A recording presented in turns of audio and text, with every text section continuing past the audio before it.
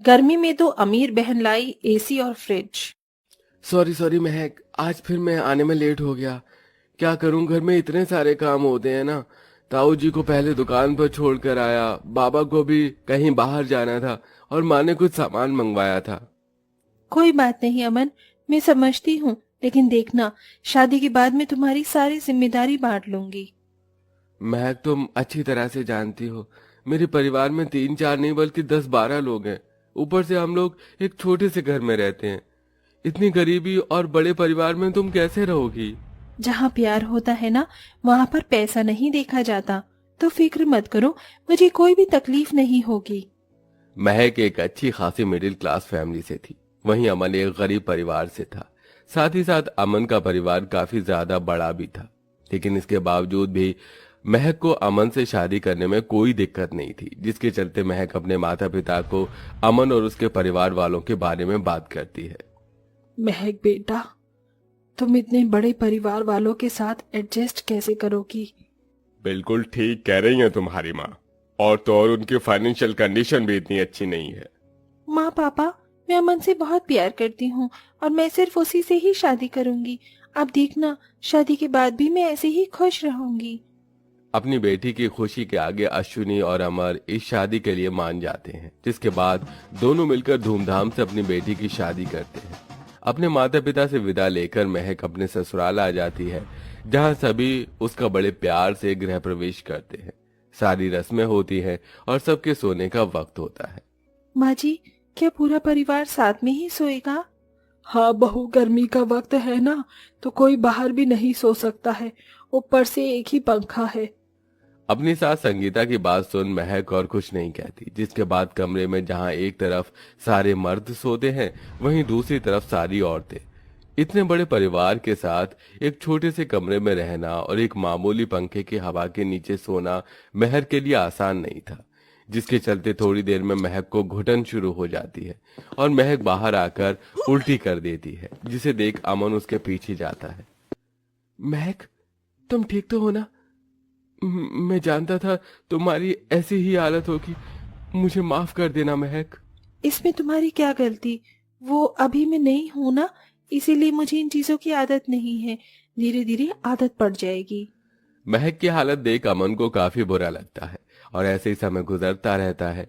गर्मी में इतने बड़े परिवार में रहने की वजह से महक को कोई न कोई परेशानी होती ही रहती थी। अरे बहू, मेरे लिए थोड़ा सा दलिया बना दे। पेट खराब सा हो रहा है, खाना नहीं खाऊंगा मैं। और भाभी, मेरे लिए आपस खिचड़ी बना देना। बड़ा परिवार होने की वजह से सबकी फरमाइशों का खाना महक को बनाना पड़ता था, जिसके चलते बेचारी महक को आधे से ज्यादा दिन चूल्हे पर बैठकर खाना बनाना पड़ता था। इतनी गर्मी में चूल्हे पर खाना बनाना महक के लिए किसी मुश्किल इम्तिहान से कम नहीं था। चाची, आज हमें लंच में आप आलू की सब्जी और पराठा देना। चाची, आप सबसे पहले मुझे तैयार कर दो। देखो ना, मेरे बाल भी नहीं बने हैं। स्कूल के लिए हम लेट हो रहे हैं।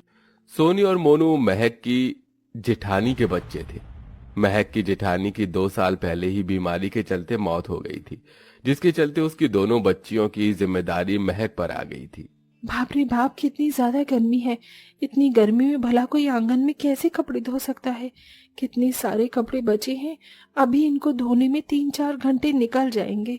पता चला इतनी कड़ी धूप में 3-4 घंटे में मैं ही निपट गई। महक गर्मी में पसीना बहाते हुए आंगन में बैठकर धूप में कभी बर्तन तो कभी कपड़े धोती।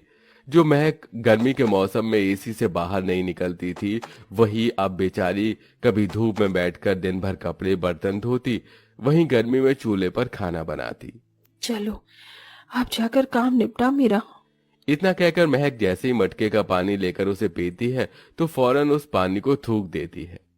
हे भगवान, ये पानी था या कोई लावा? मेरा तो पूरा का पूरा गला ही जल गया। न रात को सोने के वक्त न ठंडी हवा नसीब होती है और न ही दिन में पीने के लिए ठंडा पानी। इस गर्मी में तो मटके का पानी भी खौल जाता है। बढ़ती गर्मी की वजह से महक की तबीयत खराब रहने लगी थी। महक के शरीर पर धूप में काम करने की वजह से दाने और रैशेस हो गए थे। अरे भाभी, आप अंदर हो? और मैं आपको बाहर आंगन में ढूंढ रही थी। चलो हमारे साथ बाहर। हमने सोचा है कि आज हम लोग मटके और मिट्टी के बर्तन बनाकर बेचेंगे। घर में पूरा दिन खाली बैठे होते हैं, कुछ काम करेंगे तो कुछ पैसे भी आ जाएंगे। हे भगवान, ये दिन भर में गर्मी में मेरे लिए काम कम था क्या? अब जो एक काम और बढ़ गया। महक बाहर जाती है और अपने सास ससुर से मिट्टी के बर्तन और मटके बनाना सीखती है, जिसके बाद अब रोज महक घर की जिम्मेदारी के साथ साथ मिट्टी के बर्तन और मटके बनाती है और अपनी नंद के साथ रोज कड़ी धूप में ठेले पर बेचने के लिए जाती है। ना जाने मेरी बच्ची कैसी होगी, मुझे तो उसकी बहुत याद आती है। अश्विनी महक को याद करते हुए भावुक हो जाती है कि तभी उसके घर की डोरबेल बजती है।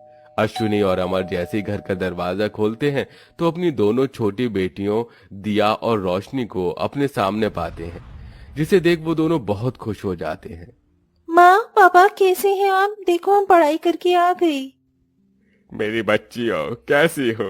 पता है हमने तुम्हें कितना याद किया। लेकिन हमसे ज्यादा याद नहीं किया होगा। वैसे महक दीदी कहाँ है? अरे हाँ, उनकी तो शादी हो गई ना। पढ़ाई की वजह से हम लोग शादी में नहीं आ पाए।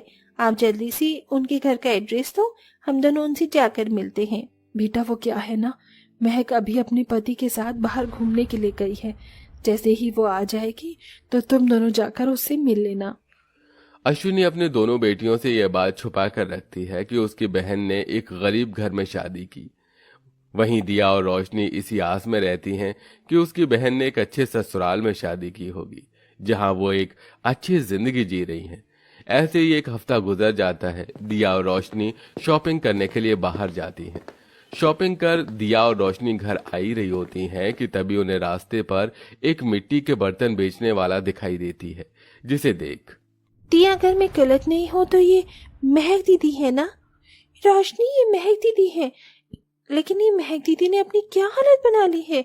माँ ने तो कहा था कि उन्होंने अमीर घर में शादी की है। दिया रोशनी कुछ समझ नहीं पाती, जिसके चलते वो सीधा घर जाकर इस बारे में अपने माता पिता से बात करते हैं। दोनों के पूछने पर अश्विनी और अमर से उन्हें सारी सच्चाई पता चलती है, जिसे सुनकर हमारी बहन इस तरह इतनी गरीबी में जी रही है और हमें भनक तक नहीं।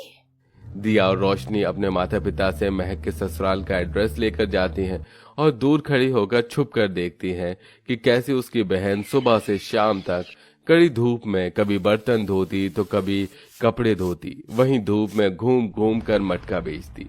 अपनी बहन को इस तरह देख रोशनी और दिया की आंखों में आंसू आ जाते हैं। दिन रात गर्मी में इतना काम करने की वजह से अब महक की तबीयत बहुत ज्यादा खराब रहने लगी थी।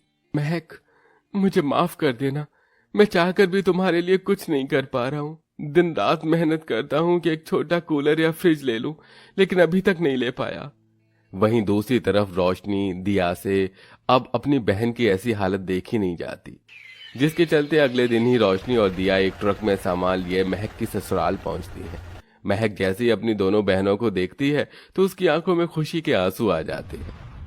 रोशनी, दिया, कैसी हो मेरी बहनों? पता है मैंने तुम्हें कितना याद किया। हमने भी आपको बहुत याद किया। महक अपनी दोनों बहनों से बात कर ही रही होती है कि तभी उसकी नजर घर के बाहर खड़े ट्रक पर जाती है। रोशनी, दिया, ये ट्रक हमारे घर के बाहर क्या कर रहा है?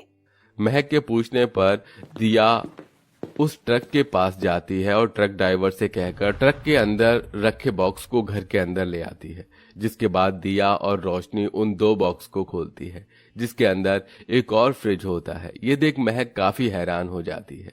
ये देखिए, हम आपके और आपके परिवार वालों के लिए क्या लेकर आए हैं। एसी और कूलर। अब गर्मी में आपके पूरे परिवार को न ही तो सोना पड़ेगा और न ही किसी को ठंडे पानी के लिए तरसना पड़ेगा। लेकिन रोशनी, दिया, ये तुम दोनों क्यों लेकर आई हो? हम लोग ये नहीं रख सकते, इसे तुम वापस ले जाओ। दीदी ऐसा मत कहो, ये देकर हम आप पर या आपके ससुराल वालों पर कोई एहसान नहीं कर रहे हैं। शादी में तो बहनें एक दूसरे को गिफ्ट देती है ना, तो आप इसे हमारा एक छोटा सा गिफ्ट समझकर रख लीजिए। हाँ दीदी, प्लीज हमारे लिए।